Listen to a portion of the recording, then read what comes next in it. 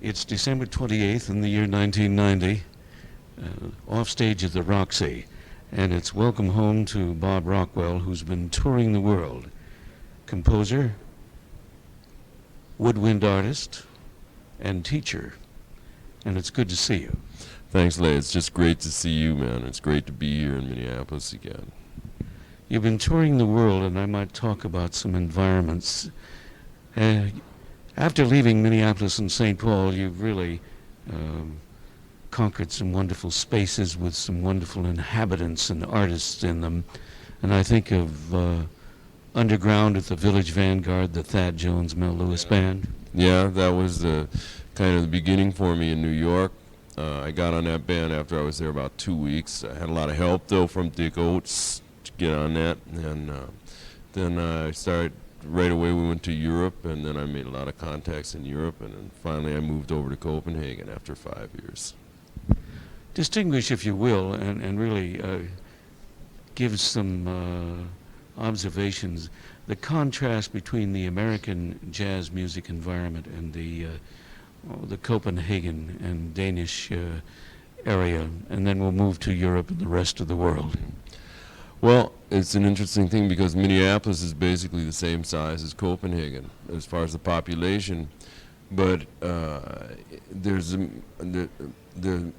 really more musicians in Copenhagen, and there's more places to play in Copenhagen and around Denmark. It's very interesting. And Denmark is about, I think, the same population as the state of Minnesota. But it is a European culture, so it's maybe it has more times for art and that kind of cultural pursuit. There is something about the European in terms of art and culture and just the pace of living. Yes, it's still more appreciated over there. It's more acceptable to be an artist in Europe and in Copenhagen, although television is starting to take over there like it has in the United States, I'm sorry to say. The impact on you as you have developed since those days in Minneapolis and places like the Rainbow and your experiments in the studio here, let's approach it from one side, the tenor saxophone and how you've thought about it and how you approached your music and how the evolution has developed and the way you execute. I feel like more and more I seem to be going further and further back into the history of jazz music and more into the history of tenor saxophone. And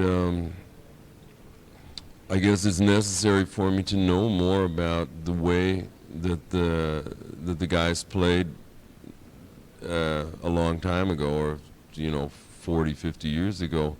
It's very important for me to know that so that I can maybe hopefully go on and go forward with the music. What have you discovered about some of those model performers that you've been following of historic importance? Well, one thing that is interesting to me, I grew up in the Coltrane generation of saxophone players, so it's been interesting for me to go back and study, first of all, the sound of the older players and find out where Coltrane really got his influence from, for example. And also the rhythmic, the melodic rhythm in the improvised lines was, I think, more intricate before Coltrane came on. I think he kind of straightened the rhythm out in a way, and we lost a lot of the syncopation that is really, I think, is the jazz language, especially the bebop language. Well, going back even before bebop, anyone in particular that you'd care to cite, or several that you'd care to cite, who historically have, forged something new for you? stimulated you? I think, well, Coleman Hawkins is really interesting, and Chu Berry, Ben Webster, especially his sound and his attitude of playing, and there's also a wonderful player named Joe Foots Thomas that was with Cam Calloway's band. It was a fantastic musician, really a fantastic player, especially rhythmically. Joe Thomas also played with Jimmy Lunsford, I remember. Is that right? Okay, now see, now I didn't know that. Okay. Well, those are certainly important names. And for you, what did you discover about, say, Bean Coleman Hawkins?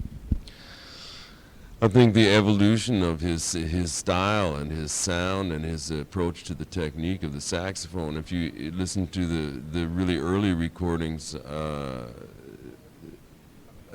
with Fletcher Henderson, and then hear him later after his European period when he came back and recorded Body and Soul.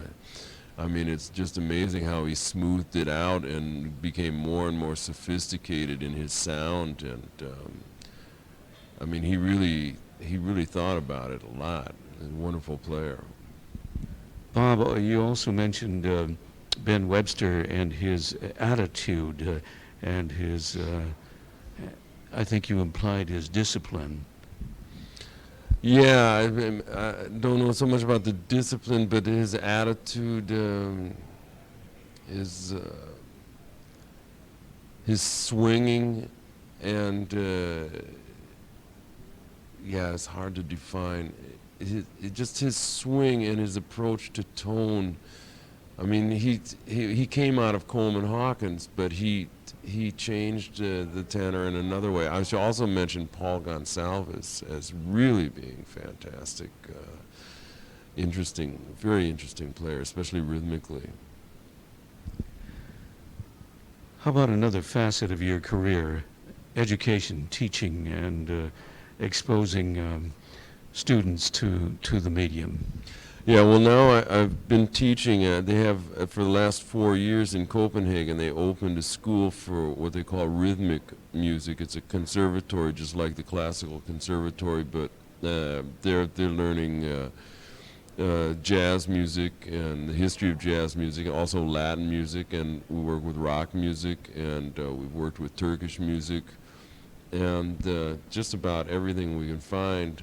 And it's been very good for me because working with young people and has opened me up more into studying the past, because I have to come up with concrete answers about why you do certain things and what this is that American jazz is all about.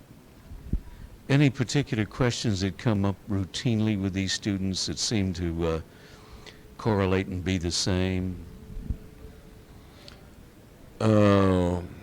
I think the main thing that they're concerned with is the sound of if we talk about the saxophone, it's the sound, and then I also work with ensembles, and I think the thing that they want to know about is, if we're talking about playing jazz music, American jazz music, as opposed to a more open European kind of jazz music, they're concerned with learning how to swing and what swing is, and that's a very hard thing to define, and it's a very difficult thing to teach.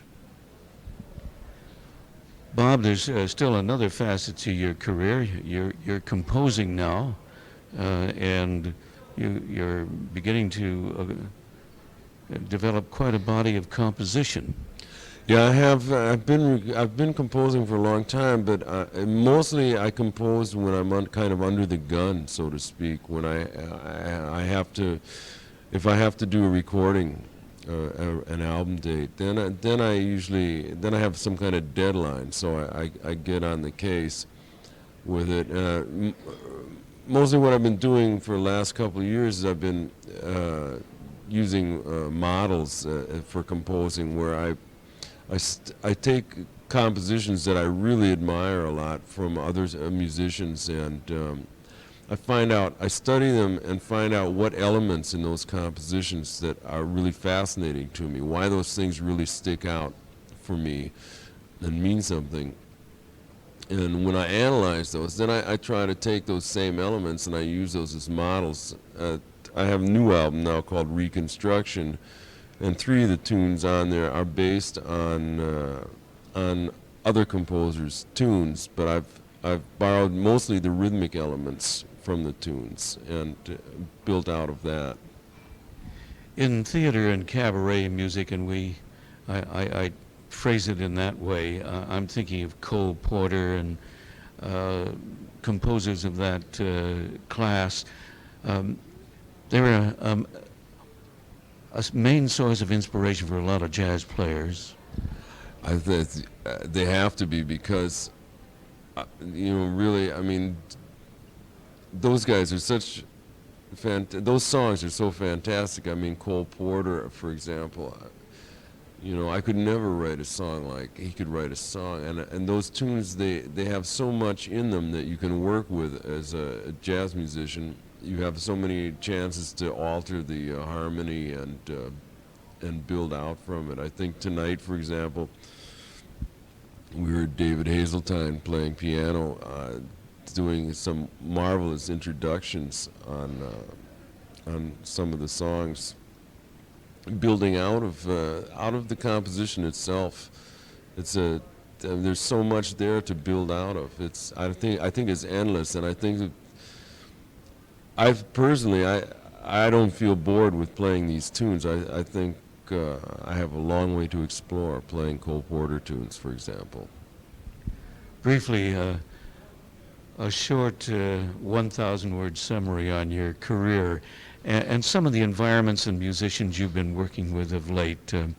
I know you mentioned the drummer Victor Lewis, and I wanted to touch too on your adventure with Tito Puente. Oh yeah. Yeah, I was just telling you the story about Tito Puente. When I joined his band when I was in New York, I'd played with him for about 3 weeks, and he came up to me one night after work, and he said, "Well, Bob, I like the way you play. You're doing a great job, and like your solos and everything, and it's good to have you in the band." And I said, "Well, thanks a lot, Tito. I'm really happy to be here. But sometimes when we play the mambos on the tunes, behind the drum solos, I can't really find one. I'm not sure. I'm just like playing with the other saxophone players." So Tito looked at me and he laughed and he said, "Well, don't worry about it, Bob. All the American guys have trouble at first." For you, this is 1990. What are some of your disciplines? Well, for one thing, I'm getting older now. I try to take reasonable care of myself. I run every day, and I try to make sure that the machine is in order so that I can play, because playing tenor saxophone is a very physical instrument. And I've still practiced as much as possible. When I get the chance, most of the practicing that I do now is to learn the repertoire for the different groups that I play in. But when I have the chance, I practice between 7 and 12 hours a day when I'm at home and have the chance to do that. So I'm trying to grow.